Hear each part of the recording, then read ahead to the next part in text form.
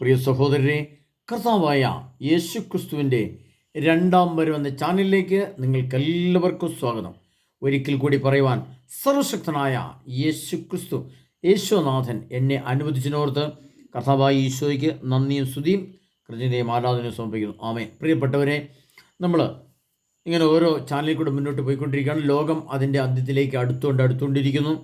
നമ്മളതെല്ലാം കാണുന്നു, കേൾക്കുന്നു. അതോടിടയ്ക്ക് നമ്മളുടെ വിശുദ്ധ ഗ്രന്ഥത്തെ ആസ്പദമാക്കി യേശുക്രിസ്തുവിൻ്റെ രണ്ടാമത്തെ വരനെപ്പറ്റി പലരും പല വിധത്തിൽ ധാരാളമായിട്ട് പറഞ്ഞുകൊണ്ടേയിരിക്കുന്നു. അത് നമുക്ക് വിവിധ സ്ഥലങ്ങളിൽ നിന്ന്, വിവിധ വ്യക്തികളിൽ നിന്ന് വിവിധ രീതിയിലുള്ള അറിവും ജ്ഞാനവും സമ്പാദിക്കാൻ സർവശക്തനായ ദൈവം നമ്മളെ അനുഗ്രഹിക്കുന്നു. ഒരുപാട് നമ്മൾ കഴിഞ്ഞ ദിവസം കണ്ട ഒരു ചാനൽ, ഇപ്പോൾ ആദ്യമായിട്ട് മറ്റൊരു കാര്യം പറയട്ടെ. ഇതിനകത്തൊരു കമൻ്റ് ഇട്ട സഹോദരി പറഞ്ഞിരിക്കുന്നത്, കിടന്ന് ധ്യാനം കൂടുകയാണെന്ന് പറയരുത്, താമസിച്ച് ധ്യാനം കൂടുകയാണെന്ന് പറയണം കേട്ടോ എന്ന് പറഞ്ഞിട്ടുണ്ട്. അത് തീർച്ചയായിട്ടും അങ്ങനെ തിരുത്തൽ തരുന്നത് ഞാൻ സ്വീകരിക്കണം. അത് കിടന്നല്ല ധ്യാനം കൂടും, നമ്മൾ അവിടെ സംവിധാനം ഒരുക്കുന്നു, അതായത് താമസിച്ച് ധ്യാനം കൂടാനുള്ള സംവിധാനം ഒരുക്കുന്നു എന്ന് പറയുന്നത് ശരിയാണ്. ഓക്കെ, അത് സംഭവിച്ചു. പിന്നെ മറ്റൊന്ന്, അഡ്രസ്സ് അഥവാ ഫോൺ നമ്പർ കാണുന്നില്ല എന്ന് പറയുന്നു. അത് എൻ്റെ ചാനലിൽ കയറി ഹോം പേജിൽ നോക്കിയാൽ എൻ്റെ നമ്പറുണ്ട്. ഇനി അത് അറിയത്തില്ലാത്തവർക്ക് വേണ്ടി ഞാൻ ഒന്ന് നമ്പർ പറയുകയാണ്. അത് 97 78 17 22 83 83. ഒരിക്കൽ കൂടി പറയാം, 97 78 17 22 83. അതാണ് നമ്പർ. ആ നമ്പറിൽ നിങ്ങൾ വിളിച്ചാൽ നിങ്ങൾക്ക് മറ്റെന്തെങ്കിലും ആവശ്യങ്ങളൊക്കെ ആയിട്ട് സംസാരിക്കാവുന്നതാണ്.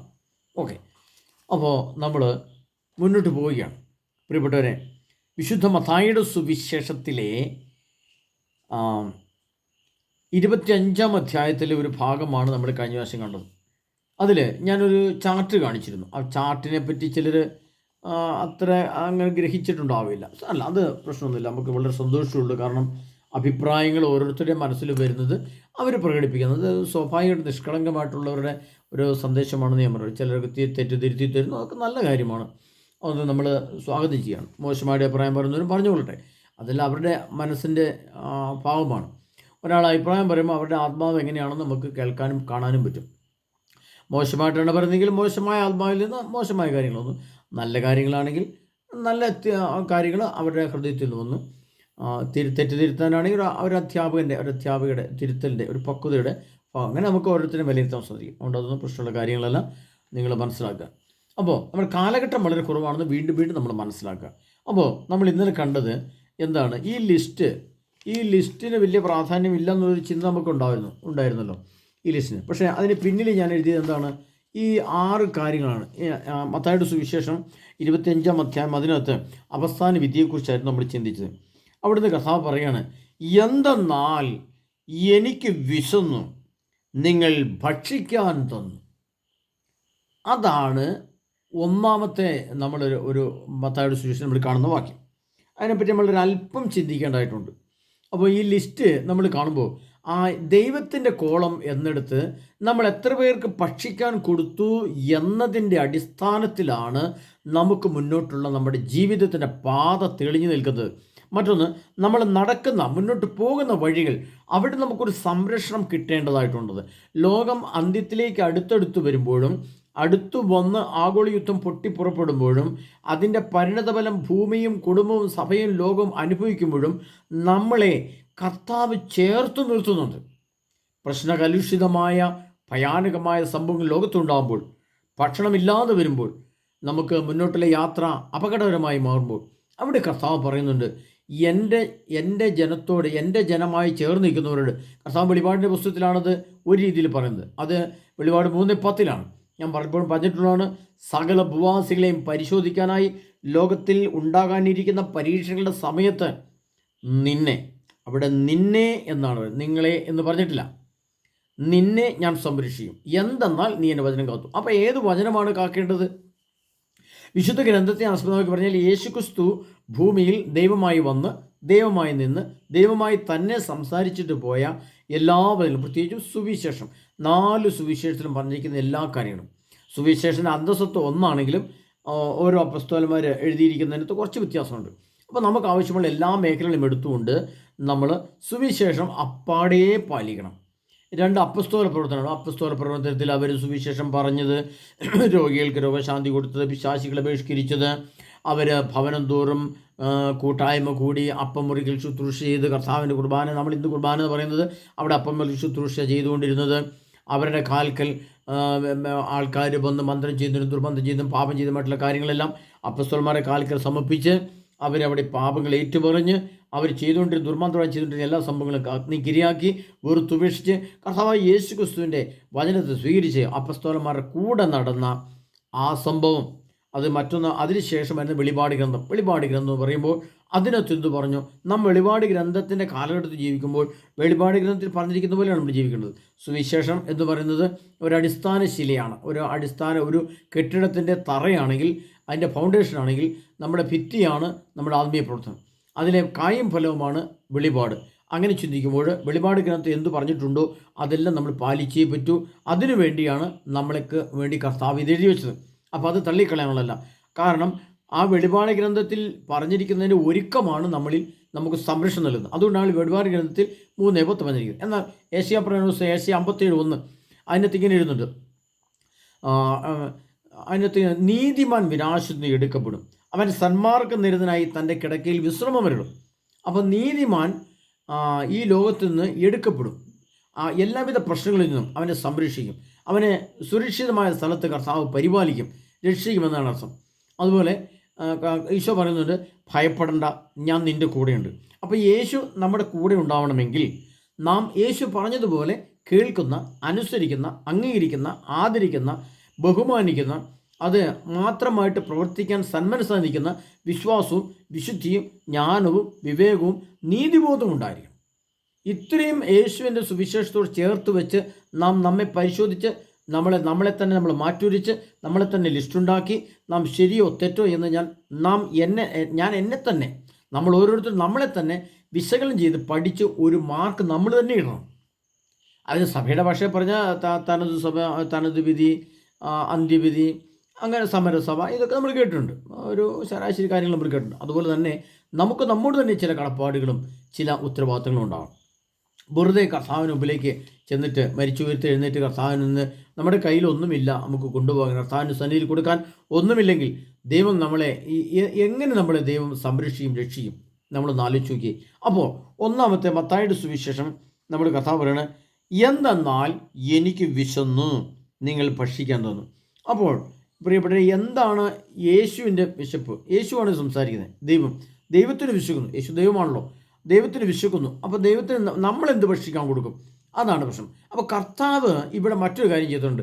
കർത്താവ് നമ്മുടെ ആത്മാവിൻ്റെ ദാഹം മാറാൻ, നമ്മുടെ ആത്മാവിൻ്റെ വിശപ്പ് മാറാൻ, നമ്മുടെ ആത്മാവിൻ്റെ വിശുദ്ധീകരണ പ്രക്രിയ നടക്കുവാൻ, നമ്മുടെ ആത്മാവിലുണ്ടാകുന്ന മരണത്തെ അതിജീവിക്കുവാൻ കർത്താവ് തൻ്റെ മരണത്തെ, ഈ ഭൂമിയിലെ മരണത്തെ തൻ്റെ ശരീരത്തിൽ വഹിച്ച് തൻ്റെ രക്തം ചിന്തി തൻ്റെ ശരീരത്തിൽ നിന്നും അമിതമായ പ്രഹരമേറ്റ് മുറിക്കപ്പെട്ട ശരീരവുമായിട്ട് നമ്മുടെ ലോകത്തിലെ മരണത്തെയും പാപത്തെയും തിന്മയും വേദനയും ഏറ്റെടുത്ത് നമുക്ക് വേണ്ടി അത് കർത്താവ് രക്ഷ തന്നെങ്കിൽ നാം ആ രക്ഷ ഏറ്റെടുത്ത് ആ രക്ഷയെ സ്വന്തമാക്കി നിത്യജീവൻ്റെ സ്ഥലത്തേക്ക് മാറ്റപ്പെടണം എങ്കിൽ നാം ചിലത് ചെയ്തേ പറ്റൂ. അതുകൊണ്ടാണ് കർത്താവ് പറഞ്ഞത്, എനിക്ക് വിശന്നു നിങ്ങൾ ഭക്ഷിക്കാൻ തോന്നും. അപ്പോൾ കർത്താവ് അത് യേശയ്യാപ്രവചന പുസ്തകത്തിലേക്ക് വരുമ്പോൾ അവിടെ ഇങ്ങനെ എഴുതിയിട്ട്, യേശയ്യാപ്രവചന പുസ്തകം 58-ാം അധ്യായം അതിൻ്റെ 6-ാം തിരുവചനം കർത്താവ് ഇങ്ങനെ എഴുതി വെച്ചിരിക്കുകയാണ്, ദുഷ്ടതയുടെ കെട്ടുകൾ പൊട്ടിക്കുകയും നുകത്തിൻ്റെ കയറുകൾ അഴിക്കുകയും മർദ്ദിതരെ സ്വതന്ത്രരാക്കുകയും എല്ലാ നുകങ്ങളും ഒടിക്കുകയും ചെയ്യുന്നതല്ലേ ഞാൻ ആഗ്രഹിക്കുന്ന ഉപവാസം. വിശക്കുന്നവരുമായി ആഹാരം പങ്കുവയ്ക്കുകയും ഭവനരഹിതനെ വീട്ടിൽ സ്വീകരിക്കുകയും നഗ്നനെ ഒഴിപ്പിക്കുകയും സ്വന്തക്കാരിൽ നിന്ന് ഒഴിഞ്ഞു മാറാതിരിക്കുകയും ചെയ്യുന്നതല്ലേ അത്. അപ്പോൾ നിന്റെ വെളിച്ചം പ്രഭാതം പോലെ പൊട്ടിവിട്ടും നീ വേഗം സുഖം പ്രാപിക്കും. നിന്റെ നീതി നിന്റെ മുമ്പിലും കർത്താവിൻ്റെ മഹത്വം നിന്റെ പിമ്പിലും നിന്നെ സംരക്ഷിക്കും. നീ പ്രാർത്ഥിച്ചാൽ കർത്താവ് ഉത്തരമരുളും. നീ നിലവിളിക്കുമ്പോൾ ഇതാ ഞാൻ എന്ന് അവിടുന്ന് മറുപടി തരും. പ്രിയപ്പെട്ടവരെ, ഇവിടെയാണ് ഒരു വിശപ്പിനെ പറ്റി കർത്താവ് പറയുന്നത്. അപ്പോൾ നമ്മൾ കർത്താവ് പറയുകയാണ്, ഈശോ പറയുന്ന ഭാഗം ഇതാണ്. നമ്മൾ പൊതുവെ പ്രിയപ്പെട്ടവർ നമ്മുടെ ക്രിസ്മസ്, ഈസ്റ്റർ, അതൊക്കെ നമ്മുടെ ഏറ്റവും ഒരു ക്രിസ്ത്യാനി എന്ന നിലയിൽ ഒരു ക്രിസ്തുവിനെ സ്നേഹിക്കുന്ന വ്യക്തിയുടെ ഹൃദയത്തിൽ ഏറ്റവും കൂടുതൽ ഉണ്ടായിരിക്കുന്ന 2 പൊന്നോമന ദിവസങ്ങളാണ്. അവർ ഹൃദയത്തിൽ സ്നേഹിച്ചും ആരാധിച്ചും ബഹുമാനിച്ചും ആഘോഷിക്കാൻ ഉത്കണ്ഠപ്പെട്ടും ആഘോഷിക്കാൻ തിങ്ങി വിങ്ങി നിൽക്കുന്ന രണ്ട് ആഘോഷമാണ്. ഒന്ന് ക്രിസ്മസും, രണ്ട് ഈസ്റ്ററും. ഈ ക്രിസ്മസിന് നമ്മൾ എന്തു ചെയ്യണം?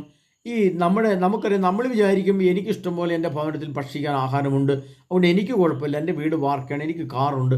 അതുകൊണ്ട് എന്നോട് ഒരിക്കലും ഒരു സഹോദരി എന്നോട് ചോദിച്ചു, അങ്ങനെ പാവപ്പെട്ടവരൊക്കെ ഇന്ന് ഈ ലോകത്തുണ്ടോ? അങ്ങനെ ഭവനമില്ലാത്തവരും ഭക്ഷിക്കാൻ ആഹാരമില്ലാത്തവരൊക്കെ ഉണ്ടോ എന്ന് എന്നോട് ചോദിച്ചു. അപ്പോൾ ഞാൻ ആ സഹോദരിയോട് പറഞ്ഞത് ഇപ്രകാരമാണ്: പ്രിയ സഹോദരി, ഉണ്ട്, അങ്ങനെയുള്ള ധാരാളം ആളുണ്ട്. എൻ്റെ കൂടെ വന്നാൽ ഞാൻ അത്തരമുള്ളവരെ കാണിച്ചു തരാം എന്ന് പറഞ്ഞു. അപ്പോൾ ഞാൻ കഴിഞ്ഞ ദിവസം എനിക്കൊരു ശുശ്രൂഷ ഉണ്ടായിരുന്നു, ഞാൻ പറഞ്ഞല്ലോ. അതിൻ്റെ തലയാഴ്ച ഒരു സഹോദരി എന്നെ വിളിച്ചു.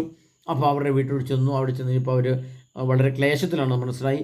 അങ്ങനെ അത് മനസ്സിലാക്കി കഴിയുമ്പോൾ നമ്മൾ കടയിൽ പോയിട്ട് നമ്മുടെ പൈസ ഉണ്ടെങ്കിൽ, അല്ലെങ്കിൽ പൈസയായിട്ട് കൊടുക്കാം, ഇല്ലെങ്കിൽ നമ്മൾ കുറേ കടയിൽ പോയിട്ട് കുറേ സാധനങ്ങളൊക്കെ മേടിച്ച് അവരുടെ ആ വിശപ്പിന് കൊടുക്കാനുള്ള ആഹാരവുമായിട്ട് നമ്മൾ കടന്നു ചെല്ലണം. അങ്ങനെ കടന്നു ചെന്ന് അവർക്ക് കുറച്ച് പഴവും കുറച്ച് ബിസ്ക്കറ്റും കുറച്ച് പച്ചക്കറികളും മറ്റെല്ലാ സാധനങ്ങളും നമുക്ക് കുറേ സാധനങ്ങൾ മേടിച്ചുകൊണ്ട് അതവിടെ വെച്ച് കൊടുത്തു വരുമ്പോൾ അവർക്ക് ഭക്ഷണമായിട്ട് കിട്ടും. അതാണ് ഭക്ഷിക്കാനായിട്ട് നിങ്ങളെനിക്ക് ഭക്ഷിക്കാൻ തന്നു എന്ന് പറയുമ്പോഴുള്ള ഒന്നാമത്തെ അർത്ഥം. അതായത് നേരിട്ടുള്ള അർത്ഥം. ഒരു വചനം പറയുമ്പോൾ അവൻ്റെ നേരിട്ടുള്ള അർത്ഥം, അവരെ ഭക്ഷിക്കാമെന്ന് പറഞ്ഞാൽ ഭക്ഷണം കഴിക്കണം, അല്ലേ? അതാണ് നമ്മൾ അർത്ഥമാക്കുന്ന അർത്ഥം. അതിൻ്റെ ഒന്നാമത്തെ അർത്ഥം ആഹാരമായിട്ടുള്ള സാധനങ്ങൾ കൊടുത്തു. എന്നാൽ ഇതിന് രണ്ടാമതൊരർത്ഥം കൂടെ സർവശക്തനായ ദൈവം, എൻ്റെ ആത്മീയ തലത്തിലുള്ള അർത്ഥം കൂടെ കർത്താവ് അർത്ഥമാക്കുന്നുണ്ട്.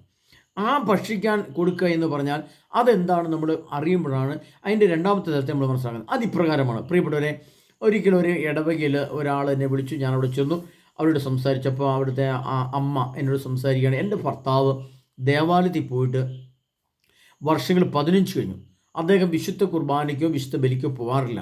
അദ്ദേഹം ഒരു വിശുദ്ധ കുർബാന സ്വീകരിക്കുന്നത് കണ്ടിട്ട് വേണം എനിക്ക് മരിക്കാൻ. കാരണം എനിക്ക് ഈശോയുടെ തിരിച്ചരം ദേവാലയത്തിൽ പോകണം, എനിക്ക് എന്നും ഭക്ഷിക്കാനത് ആവശ്യമാണ്, ഞാൻ ഭക്ഷിക്കാൻ ആഗ്രഹം. അതുപോലെ എൻ്റെ ഭർത്താവും ആ ആത്മീയ ഭക്ഷണം ഭക്ഷിക്കുന്നത് കാണാൻ ഞാൻ ആഗ്രഹിക്കുന്നു. അദ്ദേഹത്തിൻ്റെ ആത്മാവിന് ദാഹമില്ല, അദ്ദേഹത്തിൻ്റെ ആത്മാവിന് വിശപ്പില്ല, അദ്ദേഹത്തിൻ്റെ ആത്മാവിന് സന്തോഷമില്ല, അദ്ദേഹം പൊതുവെ പോകാറില്ല. അപ്പോൾ ബ്രദറെ, നിങ്ങൾ പറഞ്ഞ് ഇദ്ദേഹത്തൊരു ധ്യാനത്തിൽ കൂട്ടിക്കൊണ്ടുപോയി ഇദ്ദേഹത്തിലുള്ള ആ ദുസ്വഭാവങ്ങൾ മാറ്റി ഇദ്ദേഹം ആ സർവശക്തനായ ദൈവത്തിൻ്റെ ഭക്ഷണം കഴിക്കുന്നത് കാണാൻ ഞാൻ ആഗ്രഹിക്കുന്നു എന്ന് പറഞ്ഞുകൊണ്ട് ആ സഹോദരി ആ വീട്ടമ്മ എന്നോട് സംസാരിച്ചു. അങ്ങനെ അദ്ദേഹത്തെ കൂട്ടിക്കൊണ്ടുപോയി അദ്ദേഹം നല്ല കുമ്പസാരം കുർബാനയും എല്ലാം സ്വീകരിച്ച് ധ്യാനിച്ച് വന്ന് അദ്ദേഹം ആ ഭക്ഷണം കഴിക്കുന്നത് കാണാൻ വേണ്ടി. അതുകൊണ്ടാണ് കർത്താവ് പറഞ്ഞത്, നീതിയെ പ്രതി വിശപ്പും ദാഹവും സഹിക്കുന്നവർ ഭാഗ്യവാന്മാർ. സ്വന്തം ഭർത്താവ് ദേവാലയത്തിൽ പോകാതെ കർത്താവിൻ്റെ തിരിച്ചുരും തിരുത്വം ഭക്ഷിക്കാതെ മാറി നിൽക്കുന്നത് കണ്ടപ്പോൾ ഭാര്യയ്ക്ക് അതോർത്ത് വിശപ്പും ദാഹവും സഹിക്കുന്ന അവസ്ഥയിൽ തൻ്റെ ഭർത്താവിന് വേണ്ടി മധ്യസ്ഥമായി നിന്ന് പ്രാർത്ഥിക്കുന്നൊരവസ്ഥ നമ്മൾ ഞാൻ കാണുകയുണ്ടായി. ആ കുടുംബത്തെ ധ്യാനത്തിലൊക്കെ കൊണ്ടുപോയി അത് ക്രമീകരിച്ചെടുത്തു. ഇനി മറ്റൊരർത്ഥം കൂടി ഞാൻ പ്രിയപ്പെട്ടവരെ പറഞ്ഞുതരാം. ഒരു വീട്ടിൽ ഒരിക്കൽ ചെല്ലാനിടയായി. ധ്യാനകാര്യങ്ങളൊക്കെ പറയാൻ വേണ്ടിയാണ് പോകുന്നത്. അപ്പോൾ അവിടെ പിന്നെ ചേട്ടനില്ല. അപ്പോൾ ചേച്ചിയോട് ഇങ്ങനെ സംസാരിച്ച് പിടിച്ച് വന്നപ്പോൾ ആ ചേച്ചി എന്നോട് പറഞ്ഞു, ചേട്ടാ, ഇങ്ങനെ നിങ്ങൾ ബ്രദറാണല്ലോ, അപ്പോൾ എൻ്റെ ഭർത്താവ് ഒരുപാട് മദ്യപാനിയാണ്, അദ്ദേഹത്തിൻ്റെ പിന്നെ മദ്യപാനം നിർത്താൻ വേണ്ടി എന്താണ് മാർഗം അപ്പോൾ എന്ന് പറഞ്ഞു. അങ്ങനെ അതിനെപ്പറ്റി സംസാരിച്ച് ഇരുന്നപ്പോൾ അദ്ദേഹം പറഞ്ഞു, നിങ്ങൾക്കിവിടെ സാമ്പത്തികമായിട്ടും ബുദ്ധിമുട്ടുള്ളതൊക്കെ ഉണ്ടെന്ന് ചോദിച്ചപ്പം, ബുദ്ധിമുട്ടൊന്നുമല്ല ചേട്ടാ, ഇങ്ങോട്ട് വന്ന് നോക്കിയതുണ്ടോ, 50 കിലോയുടെ ഒരു ചാക്ക് അരിയാണ് എടുത്ത് വെച്ചിരിക്കുന്നത്, പണിക്കാർക്കൊക്കെ കൊടുക്കാൻ വേണ്ടി, ഭക്ഷണം കഴിക്കാനൊന്നും ഒരു ബുദ്ധിമുട്ടുമില്ല, ഞങ്ങൾ സാമ്പത്തികമായിട്ട് ഒരു ബുദ്ധിമുട്ടില്ല, ഇഷ്ടംപോലെ ആഹാരം ഒക്കെ ഉണ്ട് എന്ന് പറഞ്ഞു. പക്ഷേ ആ സ്ത്രീ പൊട്ടിക്കരഞ്ഞുകൊണ്ട് പറയുകയാണ്, എൻ്റെ ഭർത്താവ് എല്ലാ ദിവസവും മദ്യം കഴിച്ചിട്ട് വരും, വീട്ടിൽ കിടന്ന് ബഹളമുണ്ട് എന്നൊക്കെ പറഞ്ഞുകൊണ്ട് ആ സഹോദരി കരയുണ്ടായി. പ്രിയപ്പെട്ടവരെ, അവിടെ ഭക്ഷണം ഉണ്ടായിട്ടും ഭക്ഷണം കഴിക്കാൻ പറ്റാത്ത വിശപ്പ് ആ സഹോദരി അനുഭവിക്കുമ്പോൾ ഭക്ഷണമില്ലാഞ്ഞിട്ടാണോ അവർക്ക് വിശക്കുന്നത്? ചിന്തിക്കണം പ്രിയപ്പെട്ടവരെ. ഇഷ്ടംപോലെ അരിയുണ്ട്, ഇഷ്ടംപോലെ ഭക്ഷണമുണ്ട്, ഇഷ്ടംപോലെ സമ്പത്തുണ്ട്, ഇഷ്ടംപോലെ വീടുണ്ട്, വണ്ടിയുണ്ട്, കാറുണ്ട്, വിദേശ മക്കളുണ്ട്. അവിടെ സമ്പത്തിനോ ഭക്ഷണത്തിനോ ആഹാരത്തിനോ ഒരു കുറവുമില്ല. ഭക്ഷണം മുമ്പിലിരിക്കുമ്പോൾ വിശക്കുന്ന ഒരു വ്യക്തിയുടെ അവസ്ഥയാണ് സർവശക്തനായ ദൈവം പറയുന്നത്, എനിക്ക് വിശന്നു, നിങ്ങൾ ഭക്ഷിക്കാൻ തന്നു. അപ്പോൾ ആ സഹോദരിയുടെ ഹൃദയത്തിലെ വിശപ്പ്, ആ ഭർത്താവിൻ്റെ ഹൃദയത്തിലെ വിശപ്പ്, സഹോദരി ഭക്ഷണമുണ്ടായിട്ടും കഴിക്കാൻ പറ്റാതെ വിശക്കുന്നു. ഭർത്താവിൻ്റെ ഈ അസ്വസ്ഥത മൂലം ഉണ്ടാകുന്ന ഹൃദയവേദനയാൽ വിശപ്പും ദാഹവും സഹിക്കുകയും വേദന സഹിക്കുകയും ഹൃദയം വിങ്ങിപ്പൊട്ടുന്ന അവസ്ഥയിലൂടെ ആ സഹോദരി കടന്നു പോകുമ്പോൾ സ്വന്തം ഭർത്താവിൻ്റെ മദ്യപാനത്തിൻ്റെ ദുഷ്ഫലങ്ങൾ, തിക്തഫലങ്ങൾ അനുഭവിക്കുന്ന ആ സഹോദരിക്ക് ഇഷ്ടം പോലെ ഭക്ഷണമുണ്ടായിട്ടും വിശക്കുന്നു എന്ന് പറയുമ്പോൾ ഇതിനെ നമ്മളെങ്ങനെ മനസ്സിലാക്കും പ്രിയപ്പെട്ടവരെ? അവിടെയാണ് കർത്താവിൻ്റെ ആത്മാവിൻ്റെ ഹൃദയത്തിലെ വിശപ്പ് മനസ്സിലാക്കുന്നത്. കാരണം ഈ സഹോദരിയുടെ ഹൃദയത്തിലെ ആത്മാവ് ദൈവത്തിൻ്റെ ആത്മാവാണ്. ആ ആത്മാവ് ഈ മനുഷ്യൻ വിശുദ്ധീകരിക്കപ്പെട്ടു കാണുവാൻ, വിശുദ്ധിയിലേക്ക് നടന്നെടുക്കുവാൻ ആഗ്രഹിച്ചുകൊണ്ട് ഈ ഉണ്ടാക്കി വെച്ചിരുന്ന ഭക്ഷണം കഴിക്കാൻ പോലും ആ സഹോദരിക്ക് പറ്റുന്നില്ല. ഭക്ഷണം ഉണ്ടായിരിക്കെ വിശക്കുന്ന അവസ്ഥ, ഭക്ഷണം ഉണ്ടായിട്ടും കഴിക്കാൻ പറ്റാത്ത അവസ്ഥ, ഭക്ഷണവും സമ്പത്തും ഉണ്ടായിട്ടും അത് അനുഭവിക്കാൻ പറ്റാത്ത അവസ്ഥ.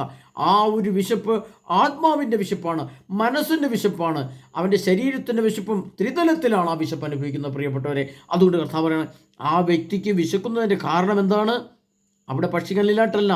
അപ്പോൾ കർത്താവ് എനിക്ക് വിശന്നു, നിങ്ങൾ ഭക്ഷിക്കാൻ തന്നു. ഉടനെ ആ സഹോദരൻ വന്നു, അദ്ദേഹത്തെ കണ്ട് സംസാരിച്ചു. അദ്ദേഹത്തെ കൂട്ടി പലപ്പോഴായിട്ട് സംസാരിച്ചിട്ടാണ് വന്നത്. അദ്ദേഹത്തെ കൂട്ടി ധ്യാനത്തിൽ കൊണ്ടുപോയി. അദ്ദേഹത്തിൻ്റെ മദ്യപാനം നിന്നു. അദ്ദേഹം ആ കുടുംബത്തിൽ ദേവാലയത്തിൽ പോകാൻ തുടങ്ങി. അങ്ങനെ കുടുംബത്തിൽ സന്തോഷമുണ്ടായി, അങ്ങനെ ആനന്ദമുണ്ടായപ്പോൾ കർത്താവിൻ്റെ ആത്മാവ് സന്തോഷിക്കുന്ന അവസ്ഥയിലേക്ക് ഒരു വ്യക്തി രൂപാന്തരപ്പെടുത്തുന്ന പ്രക്രിയയാണ് പ്രിയപ്പെട്ടവരെ. ഇതൊരു വലിയ പ്രക്രിയയാണ്. ഇതിൻ്റെ പിന്നിൽ ഉപവാസം വേണം, പ്രാർത്ഥന വേണം, സഹനം വേണം, വിശ്വാസം വേണം, വിശുദ്ധി വേണം. പ്രാർത്ഥനയുടെ ആ വീടുകളുമായിട്ട് പലപ്പോഴായിട്ട് പോകേണ്ടി വരും, പലപ്പോഴായിട്ട് സംസാരിക്കേണ്ടി വരും. അദ്ദേഹം ധ്യാനത്തിന് പോരാൻ പറ്റുന്നില്ല എന്ന് പറഞ്ഞാൽ അദ്ദേഹത്തിൻ്റെ പൈസ നമ്മൾ കയ്യിൽ നിന്നുണ്ടാക്കി ഇട്ട് കൊടുക്കേണ്ടി വരും.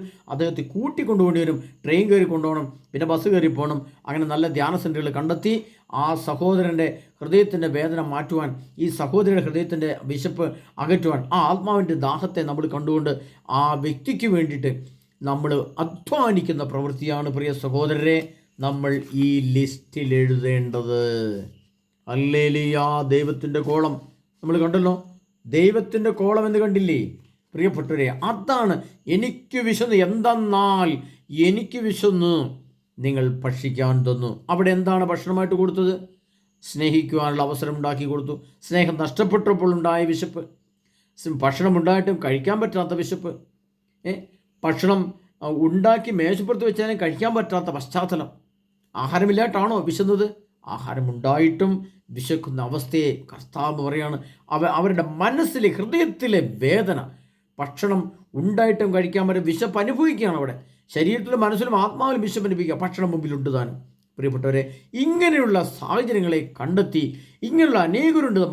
നമ്മുടെ സഭയിലുണ്ടാവാം, നമ്മുടെ അയൽപക്കത്തുണ്ടാവാം, നമ്മുടെ ബന്ധുമിത്രാദികളുണ്ടാവാം, നമ്മുടെ ഇടവകയിലോ രൂപതയിലോ ഒക്കെ ഉണ്ടാവാം. പ്രിയപ്പെട്ടവരെ, അങ്ങനെയുള്ളവരെ കണ്ടെത്തി അവർക്ക് അവരുടെ വിശപ്പ് മാറ്റുവാൻ, അതായത് ദൈവത്തിൻ്റെ ഹൃദയത്തിലെ ഈ വേദനയാണ് നമ്മുടെ ഹൃദയത്തിലെ ഈ വിശപ്പ്. ആ വിശപ്പിനെ മാറ്റുവാൻ നമുക്ക് ഇതുപോലെ പ്രവർത്തിക്കാൻ കഴിയണം. അങ്ങനെ നമ്മുടെ സമയത്തിൻ്റെ ഒരു അംശം 24 മണിക്കൂറിൽ 2 മണിക്കൂർ സമയം ഈ ഭവനത്തിൽ പോകാൻ ഉള്ള ഒരു പശ്ചാത്തലം. അവിടെ നമ്മൾ നടന്നു പോകുന്ന സാഹചര്യം ഉണ്ടാവാം, അല്ല വാഹനത്തിൽ പോകാം. അതിൻ്റെ പെട്രോൾ ഡീസൽ നമ്മൾ അടിച്ച് വണ്ടിക്ക് പോകണം. നമ്മുടെയൊക്കെ വാഹനങ്ങൾ പ്രിയപ്പെട്ടവരെ ഇത്തരം നന്മ പ്രവൃത്തിക്കായിട്ട് നമ്മൾ മാറ്റിവെക്കണം. അന്ത്യവിധിയിൽ കർത്താവ് ചോദിക്കും, നിനക്ക് കാറ് മേടിക്കുവാൻ ഞാൻ 10 വർഷം തന്നായിരുന്നു. ഈ 10 വർഷം തന്നിട്ടും ഈ കാറിന് ഉപയോഗിച്ചിട്ടും എൻ്റെ ഒരാളുടെ വിശപ്പ് മാറ്റാൻ ഒരു 10 കിലോ അരി നിൻ്റെ കാറ് മേടിച്ചു കൊണ്ട് വെച്ച് ആ വീട്ടിൽ കൊണ്ട് കൊടുത്തില്ല. അവരുടെ കുടുംബത്തിലെ ഭക്ഷണം ഉണ്ടായിട്ടും കഴിക്കാൻ പറ്റാത്ത അവരുടെ പ്രശ്നത്തെ പരിഹരിക്കാൻ നീ വിശപ്പും ദാഹവും സുഖിച്ചോ? ഇത് കർത്താവിൻ്റെ ചോദ്യം വരും. അതിനാണ് ഈ ദൈവത്തിൻ്റെ ഈ കോളത്തിൽ നമ്മൾ പൂരിപ്പിക്കേണ്ടത്. ഇതാ, ഞാൻ ഇന്ന വീട്ടിൽ, ആ വീട്ടിൽ ഇന്ന ദിവസം പോയിരുന്നു, അദ്ദേഹത്തെ കണ്ട് സംസാരിച്ചു, പലപ്പോഴുമായിട്ട് ഞാൻ പോയി, അങ്ങനെ പല സമയത്ത് പോയി സംസാരിച്ചപ്പോൾ അദ്ദേഹം എൻ്റെ കൂടെ വന്നു. അങ്ങനെ അദ്ദേഹത്തെ കൂട്ടിക്കൊണ്ടുപോയി അദ്ദേഹത്തിൻ്റെ വിശപ്പ്, ആ ഭാര്യയുടെ വിശപ്പ് മാറ്റി. ഭക്ഷണം ഉണ്ടാക്കാൻ കഴിക്കാൻ പറ്റാതെ, പിന്നെ ഭക്ഷണം ഉണ്ടാക്കുമ്പോൾ സന്തോഷത്തോടെ കഴിക്കാൻ പറ്റുന്ന അവസ്ഥ. അപ്പം മനസ്സിലെ വിശപ്പ്, ആത്മാവിലെ വിശപ്പ്, ശരീരത്തിലെ വിശപ്പ്, അതെല്ലാം നമുക്ക് കണ്ടെത്താൻ കഴിയണമെങ്കിൽ സർവശക്തനായ യേശു ക്രിസ്തുവിൻ്റെ ജ്ഞാനത്തിൻ്റെയും വിശുദ്ധിയുടെയും വരം വേണം പ്രിയപ്പെട്ടവരെ. അങ്ങനെ ഈ 6 ചോദ്യങ്ങൾക്ക് അങ്ങനെ അടുത്തതാണ്. പിന്നെന്താണ്? വിശപ്പ് കഴിഞ്ഞു, ദാഹം. ആത്മാക്കൾക്ക് വേണ്ടിയുള്ള ദാഹം, നഷ്ടപ്പെട്ടു പോകുന്ന ആത്മാക്കളുടെ ദാഹം. അതാണ് മത്തായിയുടെ സുവിശേഷം 25-ാം അധ്യായം. എന്തെന്നാൽ എനിക്ക് ഭക്ഷിക്കാൻ തന്നു, എനിക്ക് ദാഹിച്ചു, നിങ്ങൾ കുടിക്കാൻ തന്നു.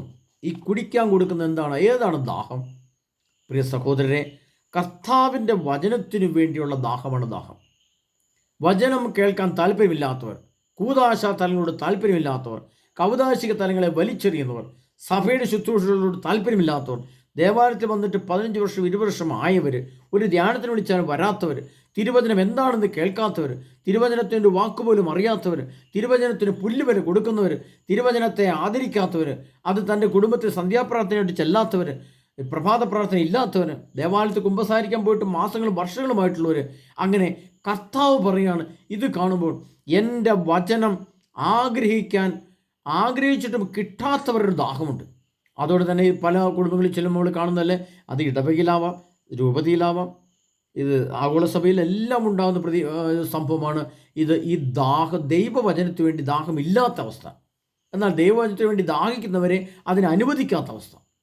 ഇത് രണ്ടും ഒരു ഭവനത്തിലെ അവസ്ഥയാണ്.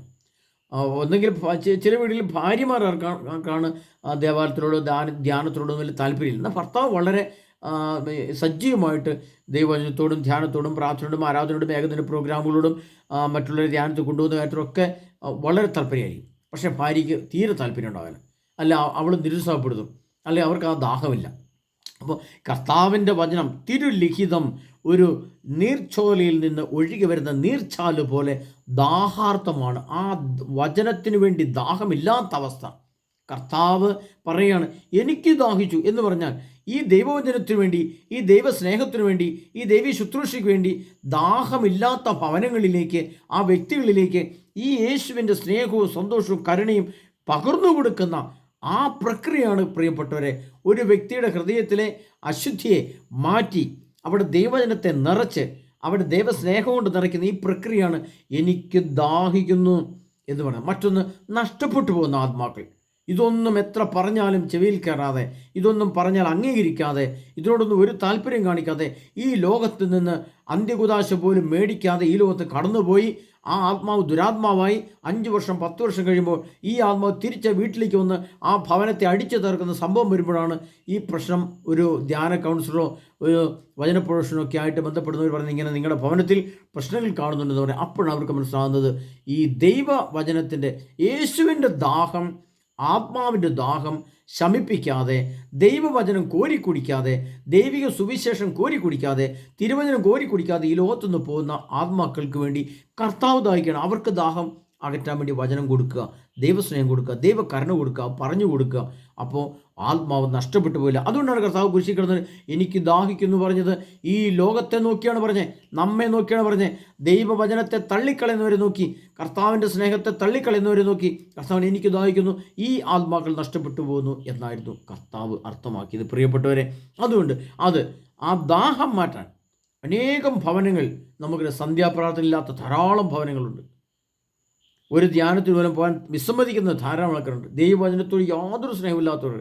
എന്നാൽ ദൈവവചനത്തെ അതുപോലെ സ്നേഹിക്കുകയും ആദരിക്കുകയും ബഹുമാനിക്കുകയും ചെയ്യുന്നവർക്ക് അതിനെ അനുവദിക്കുന്നില്ല. ഭർത്താക്കന്മാരെ ധ്യാനത്തിന് പോകാൻ അനുവദിക്കുന്നില്ല. കഴിഞ്ഞ ദിവസം കൂടെ ഫോണിൽ കൂടെ ഒരു സഹോദരി വിളിച്ചു, എൻ്റെ ധ്യാനത്തിന് പോലും എൻ്റെ ഭർത്താവ് പിടിക്കുകയില്ല, എന്നാൽ അദ്ദേഹം വിട്ട് പോവുകയുമില്ല.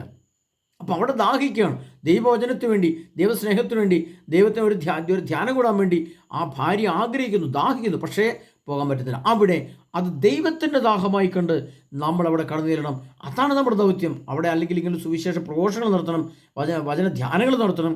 അവിടെ ചെന്നിങ്ങനെ ദാഹിക്കുന്നവർക്ക് വേണ്ടി കർത്താവിൻ്റെ ഈ വചനം കൊടുത്ത് അവരെ അശുദ്ധിയെ എടുത്തു കളഞ്ഞ് കുമ്പസാരത്തിനൊരുക്കി പരിശുദ്ധാത്മ കൊണ്ട് നിറച്ച് അവരുടെ ആത്മാവിൻ്റെ ദാഹത്തെ മാറ്റാൻ നാം തയ്യാറായി ഏതെങ്കിലും ഭവനത്തിൽ പോയിട്ടുണ്ടോ ഇല്ലയോ? കർത്താവിൻ്റെ സന്നിധിയിലേക്ക് ഈ ലോകത്ത് നിന്ന് കടന്നുപോയി നമ്മൾ ചെല്ലുമ്പോൾ കർത്താവ് നമ്മളെ ഉയർപ്പിച്ച് ചോദിക്കും, മോനെ ഈ ഒരു വ്യക്തി എനിക്ക് ദാഹിക്കുന്നുണ്ടായിരുന്നു എന്ന് പറഞ്ഞാൽ അനേകം ആത്മാക്കൾ നശിച്ചു പോകുന്നുണ്ടായിരുന്നു. ആ ആത്മാവിൻ്റെ ദാഹത്തിന് വേണ്ടി നീ എന്തു ചെയ്തു?